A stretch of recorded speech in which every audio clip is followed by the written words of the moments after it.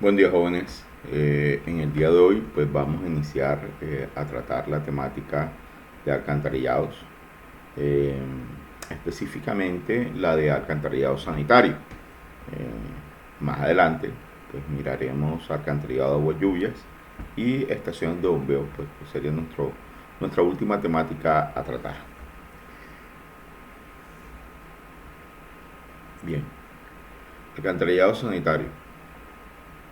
Bueno, antes de entrar a qué significa alcantarillado sanitario, nos toca analizar que existen dos tipos de alcantarillado, llamémosle básicamente. El alcantarillado sanitario, que es el alcantarillado que está relacionado con las aguas servidas, con lo que comúnmente la gente le dice aguas negras. Eh, Aguas servidas, básicamente es con lo que está relacionado al alcantarillado sanitario. Eso incluye aguas industriales, aguas comerciales, aguas institucionales, es decir, aguas que salen de colegios o de zonas industriales de una ciudad, etcétera. Todo eso son aguas sanitarias, son aguas, llamémosle, relacionadas con la utilización o con el servicio que le da comúnmente una localidad.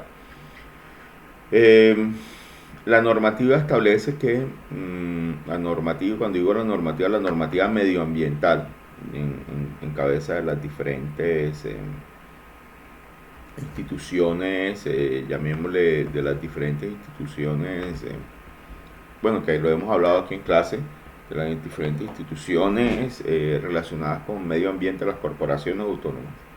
Ellas establecen que esas aguas industriales, antes de ser vertidas al sistema de alcantarillado sanitario, deben tener un pretratamiento.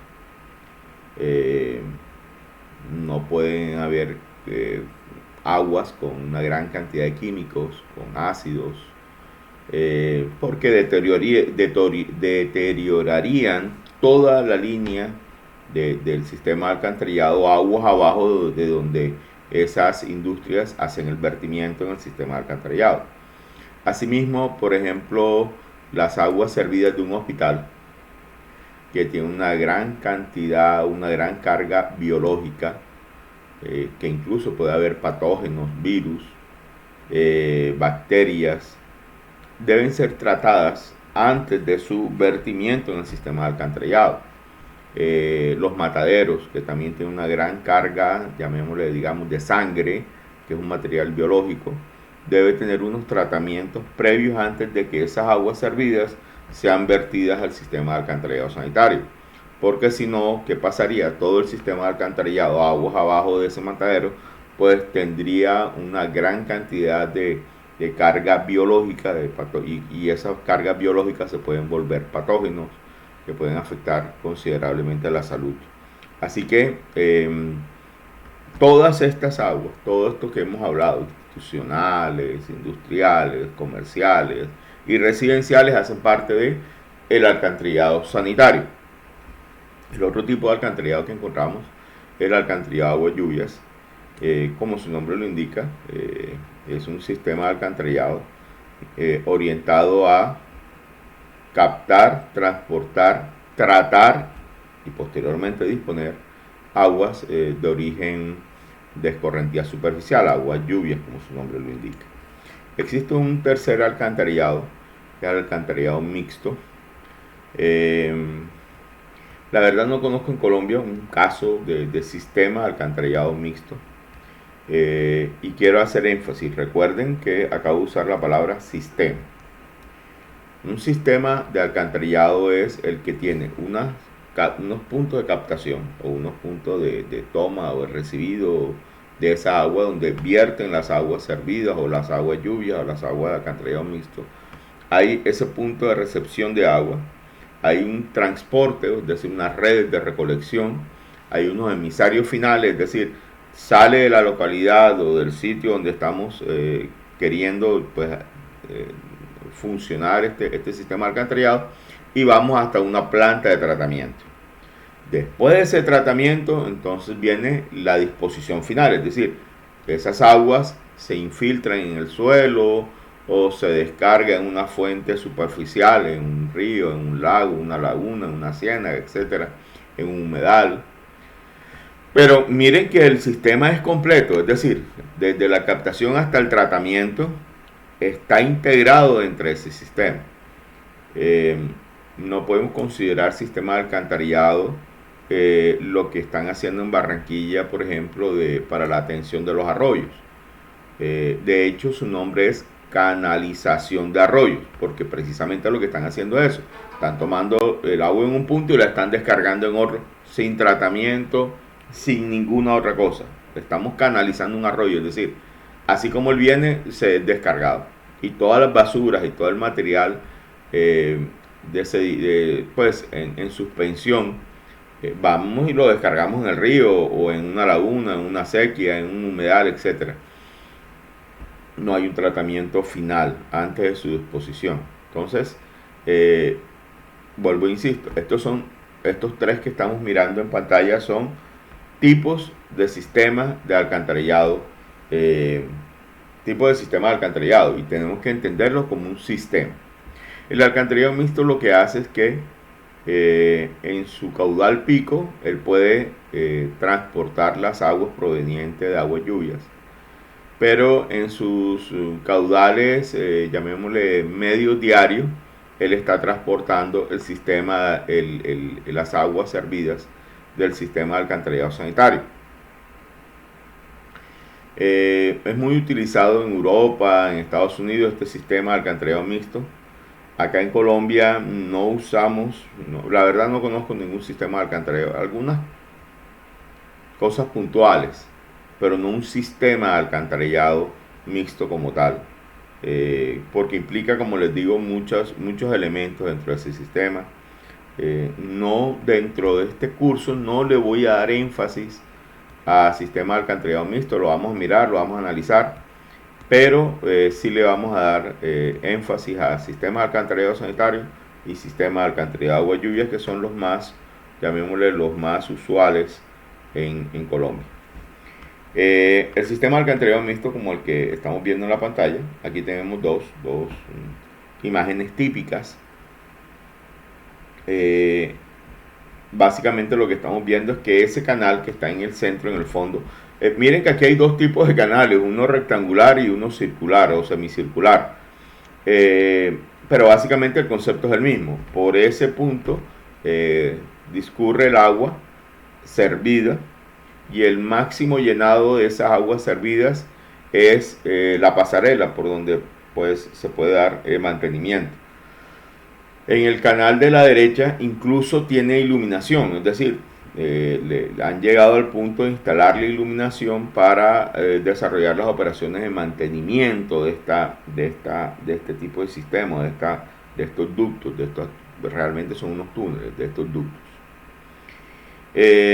Aprovechan allí también instalar algo de redes, como podemos ver en la ilustración de la izquierda. Hay varias redes, aun cuando está diseñado para soportar el caudal pico no va a llegar a la parte de arriba, no va a tocar llamémosle esa parte cóncava superior del ducto, no la puede llenar. Recuerden que para que sea un alcantarillado, llamémosle como los que estamos viendo, el agua debe circular o desaguarse o correr a flujo libre. No puede estar lleno totalmente el ducto, porque pues dejaría de ser el concepto de flujo libre. Entonces debe el agua correr a flujo libre. Sistema de alcantarillado sanitario. Bien. Básicamente, nuestra normatividad nos establece en el capítulo 4 todo lo que tiene que ver con sistemas de recolección y evacuación de aguas, tanto residenciales, domésticas, es decir, alcantarillado sanitario, como pluviales, es decir, alcantarillado de aguas lluvias. Ustedes saben que yo no acostumbro a leer pues la diapositiva, yo se las dejo, yo las voy analizando, las voy compartiendo, y yo les comparto también estas diapositivas para que ustedes dispongan de ellas. Bien, básicamente el alcantarillado va a tomar algunas cosas de la información de acueductos, como les he venido diciendo en todo el curso, para poder hacer el cálculo de las redes de alcantarillado. Alguna información, ambos, tanto el acueducto y el alcantarillado, están, llamémosle, armonizados o unidos o proyectados en el plan de ordenamiento territorial. Y el plan de ordenamiento territorial es el documento a nivel distrital o municipal que establece cómo va a ser y cuáles son las metas de cobertura, calidad, tratamiento, funcionamiento y operación de los sistemas de acueducto y alcantarillado. Bien. Nosotros como ingenieros sabemos que los alcantarillados, voy a pasarme un momento acá, que los alcantarillados, si tenemos una vivienda cualquiera, si tenemos una vivienda, digamos aquí, ¿cierto? Tenemos esta vivienda. Nosotros ya hemos aprendido cómo calcular el agua que va a venir del acueducto, ¿cierto? Esa agua ya lo aprendimos a calcular, ya lo definimos, ya sabemos cómo funciona, etc. Bien, ahora, ¿qué pasa con el agua que se va por el alcantarillado? ¿Cómo calculamos este caudal? ¿Cierto? Ese caudal, ¿cómo se calcula? Este caudal, ¿cómo se calcula? Bien, básicamente lo que nos dice la teoría y llamémosle, el sentido común, pues, la lógica, nos dice que si de aquí viene este caudal, caudal cualquiera, necesariamente un porcentaje de este caudal va a pasar al sistema de alcantarillado. Es decir, un porcentaje del agua que llega por acueducto va a regresar o va a retornar, que es la palabra que se utiliza, al sistema de alcantarillado. ¿Por qué hay una parte del acueducto que va al sistema de alcantarillado? Porque es que una vez utilicemos esta agua que nos está llegando por acueducto, la vamos a desechar a través del sistema de alcantarillado. Por ejemplo, cuando utilizamos el lavamanos, cuando utilizamos el sanitario, cuando nos duchamos, cuando hacemos el lavado de ropas, sobre todo en los apartamentos y viviendas actuales, casi que el 100% de esa agua utilizada regresa al sistema de alcantarillado. Casas que, digamos, tienen patios y patios grandes todavía, pues ese porcentaje de retorno va a disminuir porque probablemente parte del agua, llamémosle por ejemplo de lavado de ropas, no va a regresar al sistema de alcantarillado.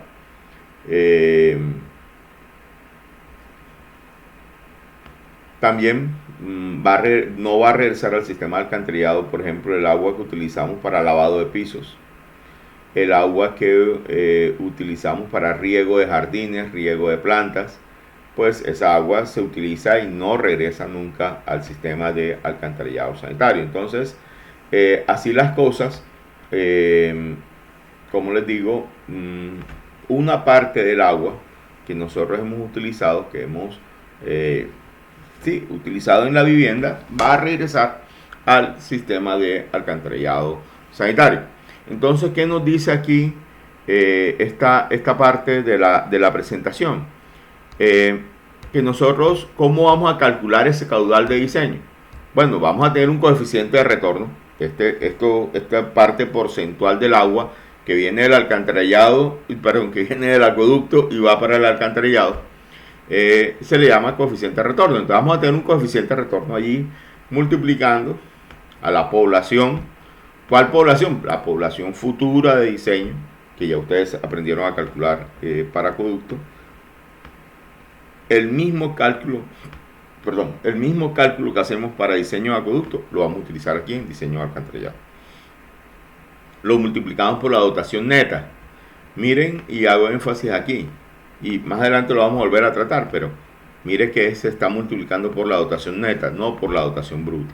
Y lo dividimos entre 86.400 para devolver esto litros por segundo. Bien. Bien. Así, de esta forma, podemos determinar el caudal de diseño. Sin embargo, este es el caudal, llamémosle medio, diario, residencial de una localidad. Ahora, para calcular el caudal máximo horario, que es, ustedes como ya saben, es con el máximo horario que diseñamos nuestra red de distribución, hay varias fórmulas para calcular ese factor de mayoración. Hay, lo que allá en acueducto le llamamos K2, aquí le llamamos F, para calcular ese factor de mayoración que nos permita incrementar o tener en cuenta ese pico cuando hay ese consumo en la vivienda, ese pico de consumo en el alcantarillado. Aplicamos, yo les traigo esta fórmula es la fórmula de Flores. Sin embargo, hay otras 5 o 6 métodos al menos que yo conozca que pueden ser utilizados para calcular este factor. La norma sí nos dice que debe estar entre 1.4 y 3.8. Esta fórmula de Flores es 3.5 sobre P en miles de habitantes elevado a la 0.1. Cuando la población es muy pequeña, cuando esa población es muy pequeña, ese factor se nos va a pasar de 3.8, es decir, cuando son 100, 120 personas. Y cuando ustedes diseñan para 120 personas, cuando están diseñando una organización pequeña, cuando están diseñando en un corregimiento que podrá tener 200 habitantes, un corregimiento, una vereda, cuando ustedes están diseñándole a un hotel o a un conjunto residencial de casas o de edificios, pero pequeños, pues allí van a tener un factor superior a 3.8. Cuando vamos a tener valores inferiores a 1.4, cuando estén diseñando ciudades muy grandes, de 800.000, 1.000.000 de habitantes, pues allí van a tener un factor de menor a 1.4. Así que la gran mayoría de sus proyectos va a estar entre 1.4 y 3.8, es más, va a estar alrededor de 3.2,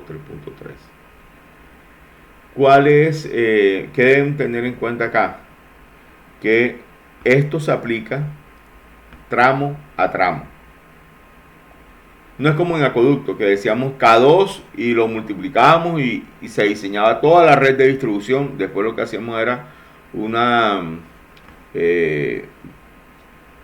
ponderación de ese caudal y lo mandábamos a cada tubería o a cada tramo de tuberías que queríamos analizar dentro de la red principal. Acá en alcantarillado sanitario, no. Aquí en alcantarillado nos toca este factor aplicarlo tramo por tramo de nuestra red, en nuestra red de recolección de aguas servidas. Bien, aquí hay otro concepto que debemos, llamémosle, aclarar y tener en cuenta, y es el concepto de conexiones erradas. Conexiones erradas hay en todo el mundo. De hecho, la infografía que les estoy compartiendo creo que es peruana, pero o chilena, no recuerdo. Pero básicamente la traje y la coloqué en esta presentación. Allí aparece el link para que, pues, si quieren consultarla.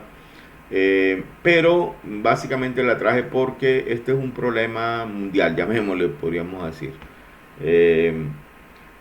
¿Cuál es el problema? Las personas tendemos a a querer que las aguas lluvias y las aguas servidas se vayan. O sea, no las queremos ver en nuestra casa, no las queremos reutilizar, queremos que salgan. Y tendemos a que por ejemplo, el patio que originalmente era en tierra, se le coloca un piso, y al colocarle un piso, cuando era en tierra, parte del agua se sumía o se resumía o se infiltraba en el terreno. Pero ya cuando colocamos concreto o pisos terminados, necesariamente esa agua pues no se va a resumir, no se va a infiltrar. ¿Y qué hacemos? Entonces lo más fácil es colocar una tubería, una rejilla, un punto de captación en el patio, y conectarlo a la tubería más cercana. Y resulta que la tubería más cercana es del alcantarillado sanitario. Y listo, resolví mi problema del agua lluvia en el patio. ¿Qué pasa con ese problema? ¿Qué pasa con esa agua lluvia del patio? Pues que si yo cojo el agua del patio y la envío al sistema de alcantarillado sanitario, para el cual el alcantarillado sanitario no fue diseñado, pues necesariamente voy a colapsar el sistema de alcantarillado. Y por eso creo que ustedes se han dado cuenta que después de un aguacero, por ejemplo en Barranquilla, bueno, y en muchas ciudades, después de un aguacero, empezamos a notar cómo los manjoles, los pozos de inspección en las esquinas, donde están esas tapas metálicas, en su gran mayoría, el agua empieza a salir como si fuera un geyser. Ya empieza allí el agua a brotar.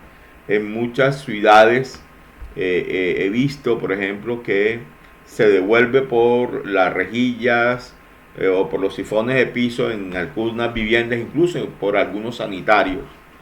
En una ocasión estuve en una localidad que un barrio en las cotas bajas de esa localidad, todas las personas, los sanitarios lo habían tenido que levantar, le habían hecho como un pedestal al sanitario y ahí habían puesto el pedestal y casi que había que coger un banquito para poderte subir al sanitario, porque si lo dejaban en su altura normal de entre 37 y 45 centímetros de altura, se desbordaba. Cuando llovía, el agua hacía un retorno hacia la vivienda, ingresaba a la vivienda y se salía por los sanitarios y por los sifones de piso. Eso ocurre porque hay muchísima gente o muchísimas viviendas en las cotas superiores o aguas arriba de esa zona que está vertiendo aguas lluvias al sistema de alcantarillado sanitario. A eso se le conoce como conexiones erradas, es decir, conexiones equivocadas, conexiones inadecuadas. La norma que nos dice que esas conexiones erradas podrían tener un valor máximo de 0.2 litros por hectárea, litros por segundo por hectárea. Recomendación: trabajen con 0.2 litros por segundo por hectárea. Trabajen con lo máximo que les permita la norma. Esto lo sigue haciendo mucha gente y seguimos viendo que cuando llueve, pues nuestros alcantarillados sanitarios colapsan. Esto es un ejemplo que les traigo. Los que requieran copia de estos planos, con mucho gusto, como siempre les he dicho, se los puedo hacer llegar. Este es el peaje de Tasajera. Allí pues construimos todo el sistema de agua, lluvias, alcantarillado, diseñamos todo el sistema de acueducto, alcantarillado y agua lluvias, desagües. Ya al alcantarillado le hicimos este sistema. Miren las oficinas, miren el tamaño de las oficinas y miren el tamaño de la solución. Esta solución fue dada por el peaje. Se encuentra dentro de la zona de amortiguamiento del Parque Isla de Salamanca. Ustedes saben que es un parque nacional y no puede haber vertimiento de agua servida dentro del parque, de un parque nacional, o sea, por temas medioambientales. Aun cuando el peaje propiamente dicho no está dentro del parque, el parque llega como a unos 100 metros del peaje. Por lo tanto está en esa zona de amortiguamiento. lo que allí se propuso fue un tratamiento. Creo que en el perfil logran ver un tanque. Ese tanque es un tanque, tiene una sedimentación primaria, un filtro anaeróbico de flujo ascendente, y después vamos a una zona donde hay plantas que ayudan a ese tratamiento terciario, ¿sí?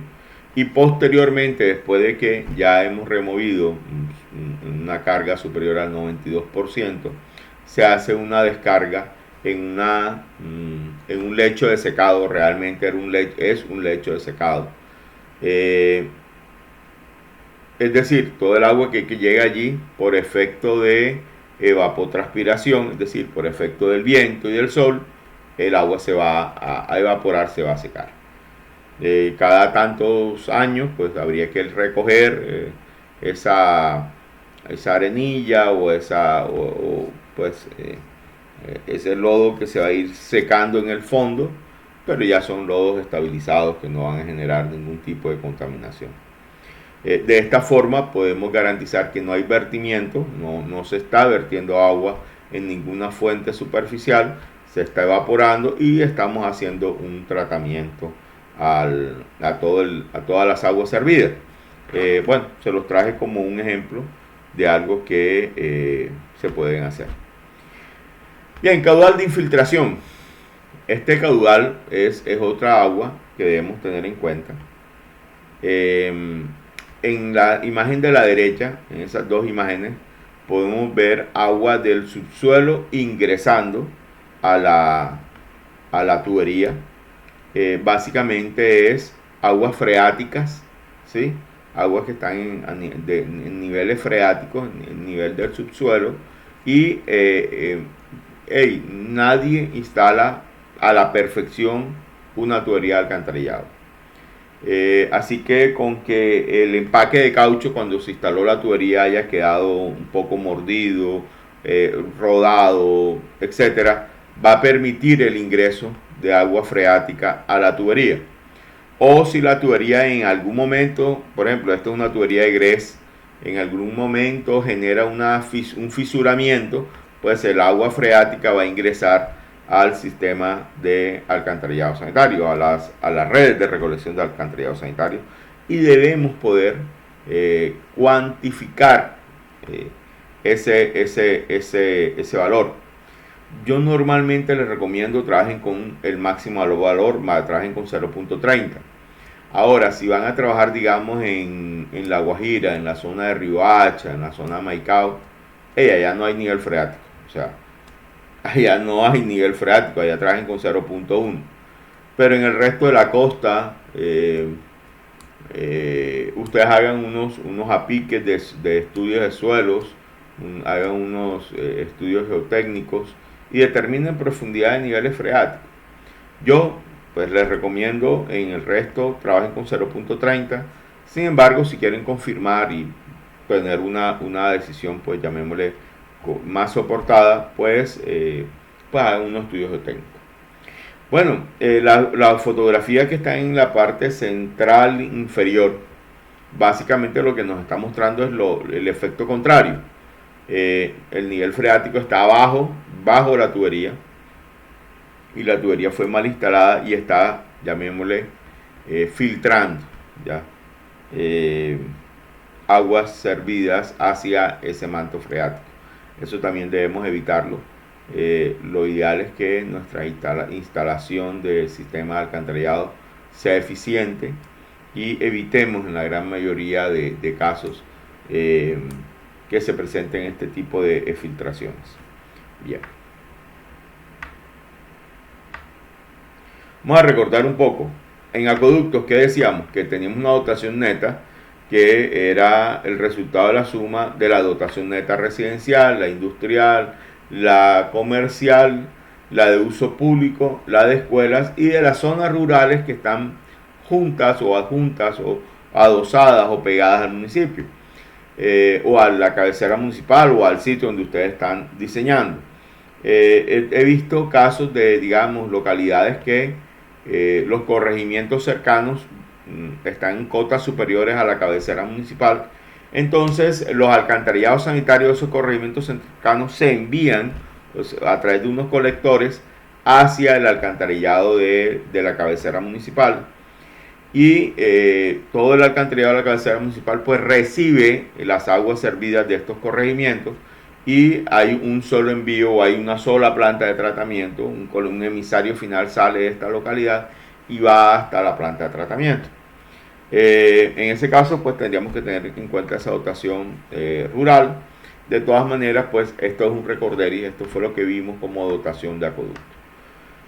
También vimos que la dotación neta de acueducto la define el artículo 43 de la norma, o en el decreto 0330.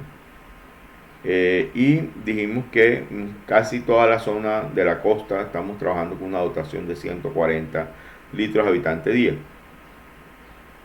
También después de eso hablamos en acueducto sobre dotación bruta, pero en alcantarillado no vamos a utilizar dotación bruta, vamos a trabajar con dotación neta.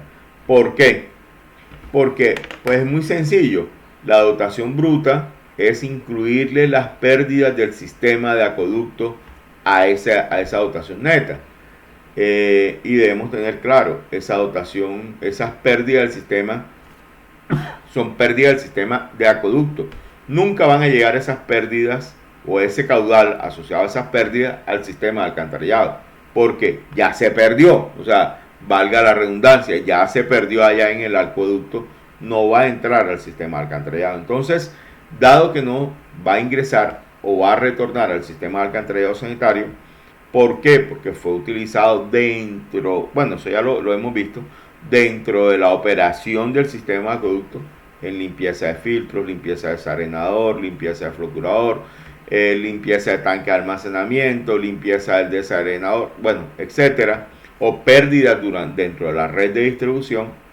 Esa agua nunca va a llegar al sistema de alcantarillado. Entonces, como nunca va a llegar al sistema de alcantarillado, pues nunca va al sistema, a la vivienda, pues nunca va a retornar al sistema de alcantarillado.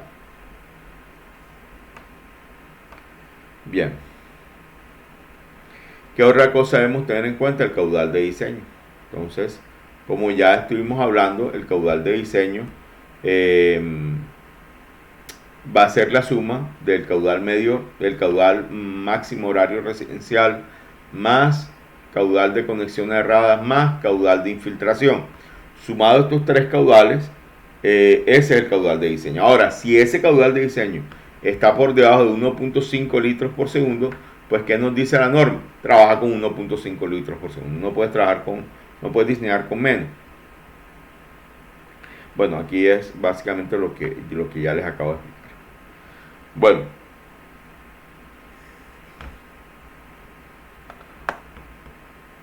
¿cómo hacemos el diseño y la modelación de la red? Primero debemos tener en cuenta población actual, población futura. Vamos a diseñar para la población futura. Eso es impajaritable, eso es así. Vamos a diseñar para la población futura. Pero debemos chequear, debemos revisar cómo se comporta ese diseño con la población actual. Porque a veces los caudales de población actual son muy bajos y nos implica tener que mejorar las pendientes o mejorar pues nuestro diseño para que funcione eficientemente, ¿sí? No podemos solamente diseñar para la población futura, debemos chequear con la población actual. Asimismo, debemos poder diseñar que todo el sistema tenga capacidad de limpiarse, de autolimpiarse, se mantenga el gradiente hidráulico llamémosle el gradiente hidráulico del agua en todas las tuberías. Y eso implica también el paso en las estructuras de interconexión. Nuestro sistema de alcantarillado no puede ser construido con accesorios. El uso de accesorios como codos, como T's, como yes, dentro del sistema de alcantarillado está muy limitado o prohibido. En las redes de recolección no se puede conectar una red de recolección o un tramo de la red de recolección a otro tramo de la red de recolección a través de accesorios. Deben unirse o deben encontrarse o deben conectarse a través de pozos de inspección o de manholes que permitan su limpieza, su operación, su supervisión, etc. Ustedes me dirán, profesor, pero yo he visto, por ejemplo, yes de alcantarillado. Sí, claro, las hay. Y las hay es para conectar las conexiones domiciliarias. Normalmente ustedes van a encontrar sillas Y o Yes de 4 a 6 pulgadas o de 6 a 8 pulgadas, incluso a 10 y a 12, pero ya una conexión de 6 pulgadas a 20 pulgadas no la deben encontrar, no es común. En ese caso, lo que recomienda la norma, y lo vamos a ver más adelante, es construir en manila y en la esquina, pues ir y descargar en el pozo.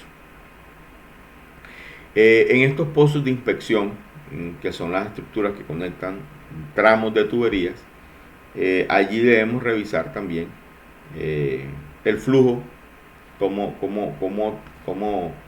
funciona, y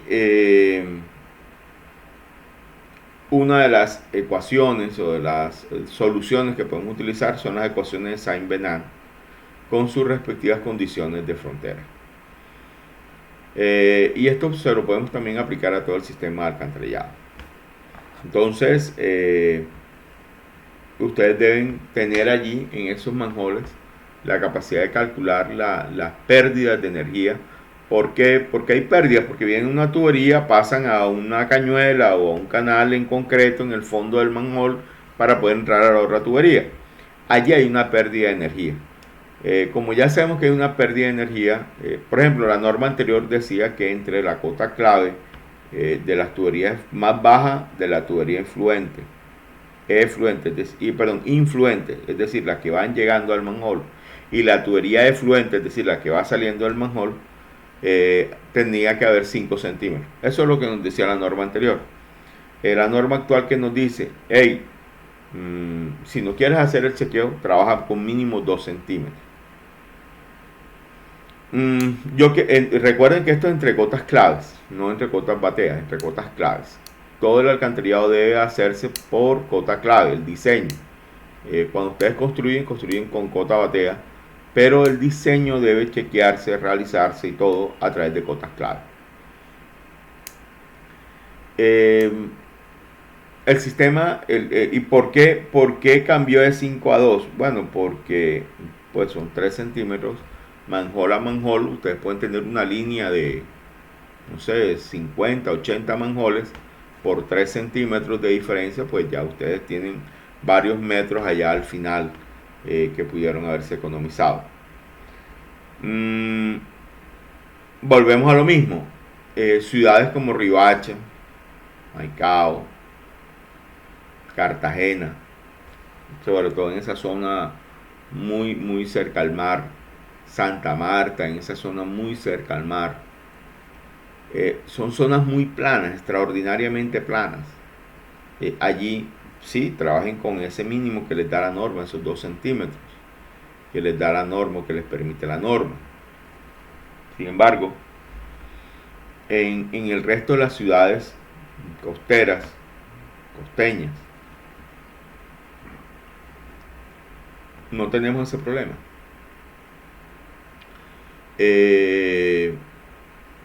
Y si nos vamos para el interior del país, pues allá tampoco tienen ese problema. Todas las ciudades, la gran mayoría de ciudades del interior del país están bien drenadas, tienen buenas pendientes. Barranquilla, por ejemplo, una ciudad que tiene un buen drenaje. ¿Cómo ven ustedes que una ciudad tiene un buen drenaje y una ciudad que no tiene buen drenaje? Les pongo este ejemplo.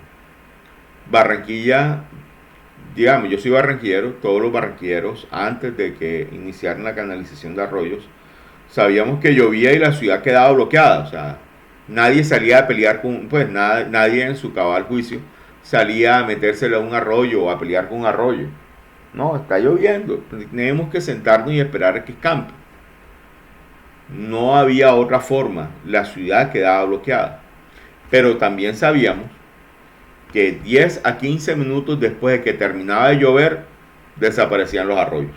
Ya no hay arroyo, ya la ciudad, 10-15 minutos, terminaba de llover, 10-15 minutos, todo el mundo salía a la calle a hacer su vida normal.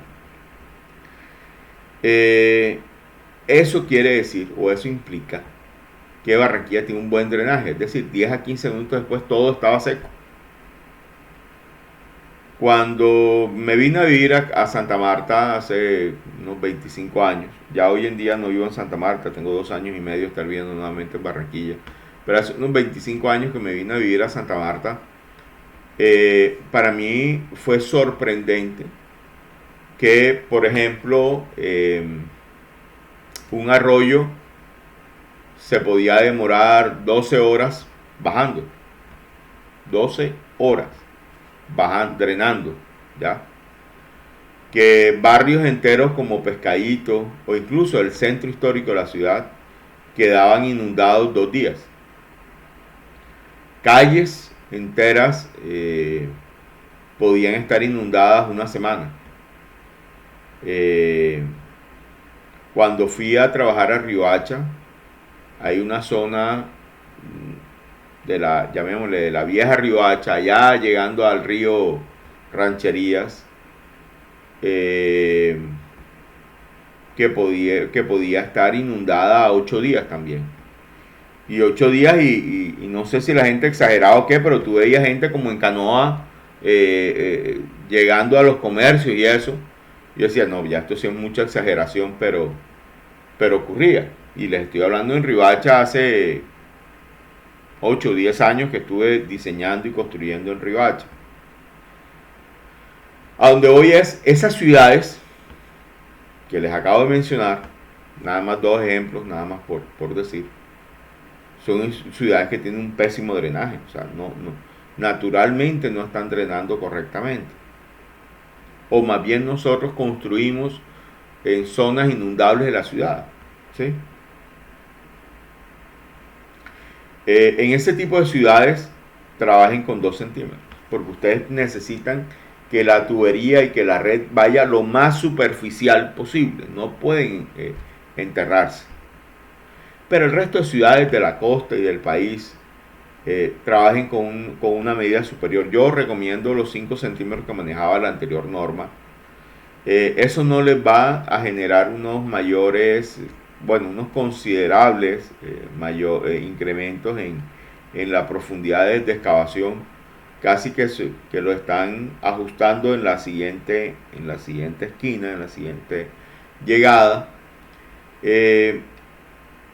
Pero van a permitir que su sistema de alcantarillado funcione mucho más eficientemente. El sistema de alcantarillado, como el acueducto, y lo hemos hablado muchas veces, lo que debemos evitar es que nos desgastemos en costos altos de operación y mantenimiento. En localización de las redes de alcantarillado, bueno, es muy fácil. En todas las esquinas vamos a colocar un manhole y ese manhole debe estar conectado con nuestra tubería de alcantarillado sanitario.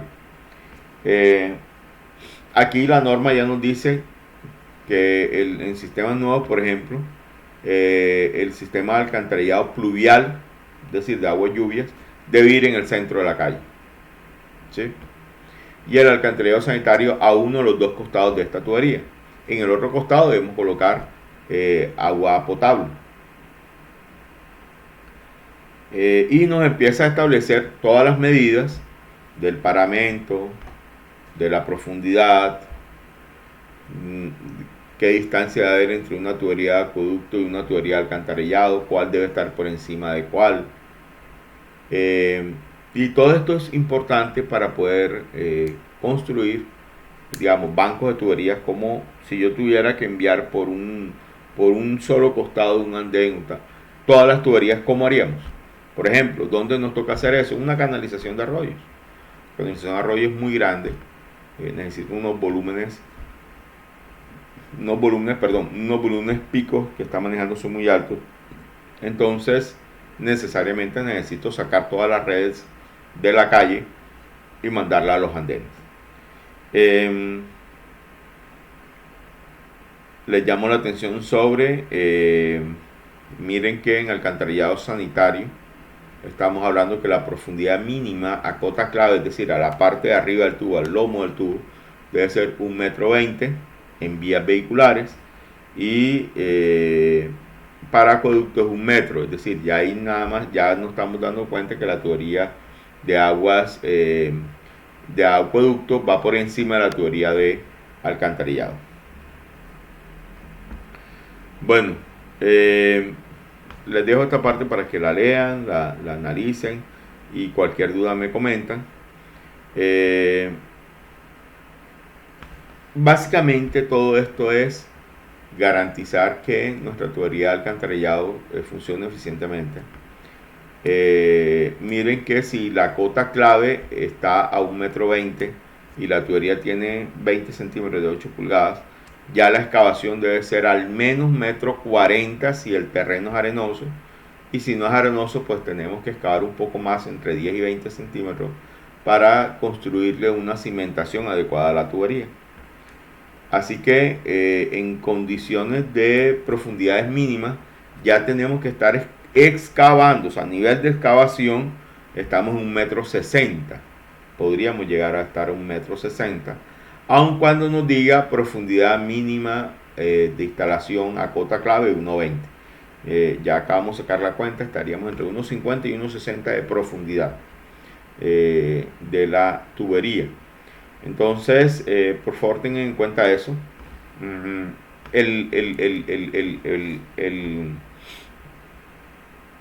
El ideal de nuestro sistema de alcantarillado es que vaya lo más superficial posible, porque eso nos economiza profundidad de excavación, profundidad de relleno, profundidad de los manholes o los pozos de inspección de nuestro sistema de alcantarillado. Bien. Muchos estudiantes me preguntan siempre: profesor, ¿cuál es la profundidad que usted recomienda para un sistema de alcantarillado? Es que nosotros como docentes y como constructores y como diseñadores de alcantarillado no podemos dar recomendar esa profundidad, porque cada diseño, cada localidad es diferente. Cada profesional tenemos un criterio, y no quiere decir que el hecho que mi criterio sea diferente al tuyo, tú estés equivocado o que yo esté equivocado. Lo que está diciendo es que tienen criterios diferentes, básicamente. Ahora, cuando yo reviso un alcantarillado y hay una tubería que, digamos, en 150 o 200 metros tiene profundidades por encima, por debajo, profundidad por debajo de 3.5 metros. Yo reviso ese pedazo, pero bueno, nada más son 200 metros, 150 metros. Pero cuando encuentro 2, 3 kilómetros de tubería con profundidades superiores a 4 metros, yo digo: hey, espérense un momento, aquí hubo un error, o aquí hay algo que hay que mejorar, o aquí hay algo que podríamos mejorar o podríamos ajustar. Porque no es lógico que un alcantarillado, sobre todo en ciudades con buen drenaje, alcance esas profundidades. Yo he visto alcantarillados que los instalan a 7 metros de profundidad. Eso es una barbaridad. Y es una barbaridad porque ¿quién arregla la tubería cuando falle? Cuando hay un daño. Cuando por el mismo peso que tiene encima se aplaste. Cuando se obstruya y haya que hacer un cambio, etcétera. O sea, ¿quién trabaja a 7 metros de profundidad? vuelvo y les digo, no, es que hay una zona del municipio que va a alcanzar esa profundidad. Ok, sí, bien, 200 metros, 150 metros. Oye, 300 metros de largo. No, sí, ok, en esa zona tenemos esta situación, tal, tal. Vamos a instalar esa tubería de esa profundidad y vamos a instalar otra a nivel superficial, que la de abajo sea de transporte como un colector y la de arriba sí sea la que esté captando todo el caudal residencial. Bien, bien, o sea, fue una solución, no había otra opción, etcétera.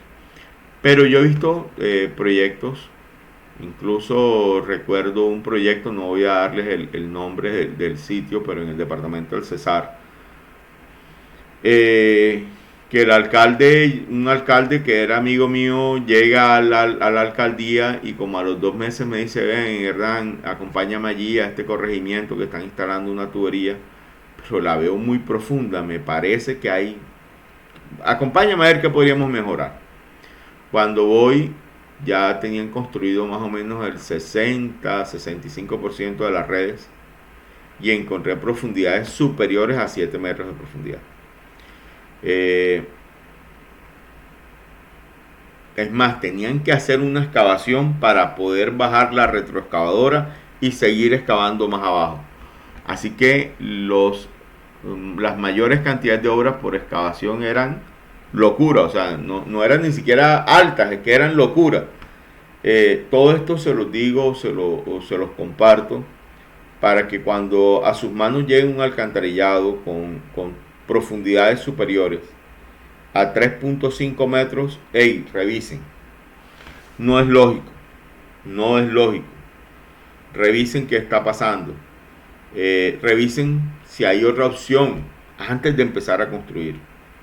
Yo he encontrado diseños, por ejemplo, hace también unos años iban a hacer la ampliación de las redes de unos barrios en una ciudad pequeña aquí de la costa y me contrataron para instalar tuberías y las tuberías estaban abajo de 4.5 metros de profundidad. Yo me senté, hice unos cálculos, una revisión y no, toda la tubería la instalamos, creo que la más profunda llegó a 280, creo que la tubería más profunda, pero quedó mucho más eficiente trabajando el sistema. Cobré mi diseño, me gané unos pesos por mi diseño, construí, igual me habían contratado para construir, con la plata que sobró se pudieron ampliar redes, es decir, se llegó a un barrio pequeñito que había allí cerca que no estaba incluido dentro del plan inicial, es decir, se amplió la cobertura con el mismo dinero.